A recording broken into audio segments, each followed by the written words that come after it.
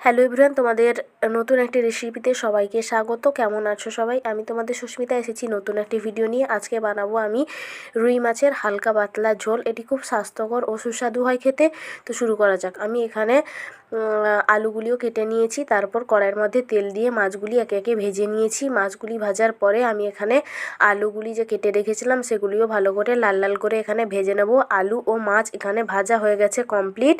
তো মাছগুলি ভেজে এখানে তুলে নিয়েছি একটা প্লেটের মধ্যে। তারপরে আমি সেই কড়াইয়ের তেলের মধ্যে কিছুটা পরিমাণ আমি এখানে রসুনের কোয়া রেখেছিলাম থেতো করে, সেই রসুনের কোয়াগুলো এখানে আমি দিয়ে দিয়েছি। ভালো করে লাল লাল করে এখানে ভেজে নেব।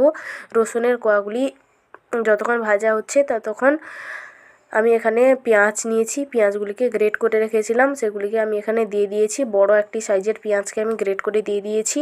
তো পেঁয়াজগুলিকেও আমি ভালো করে লাল লাল করে এখানে ভেজে নেব। তারপরে আমি এখানে 6টি মতন 5 থেকে 6টি ছোটো ছোটো টমেটো নিয়েছিলাম, একে কেটে দিয়েছি। তারপরে আমি দিয়েছি লঙ্কার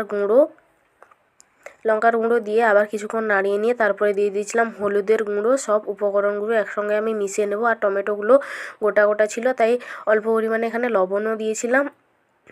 তো লবণটা তোমরা দেখে দিও পরিমাণ মতন। তারপরে ভালো করে কষে নিয়ে আমি এখানে আলুগুলো দিয়ে দিয়েছিলাম। সব মশলা ভালো করে কষা হয়ে গেলে তাতে আমি কিছুটা পরিমাণ মতন জল এখানে ঢেলে দিয়ে সব উপকরণগুলি একসঙ্গে মিশিয়ে নিয়েছি। তারপরে জলে ভালো করে জাল চলে এলে তাতে আমি ভেজে রাখা মাছগুলি এখানে এক এক করে এখানে ছেড়ে দেবো।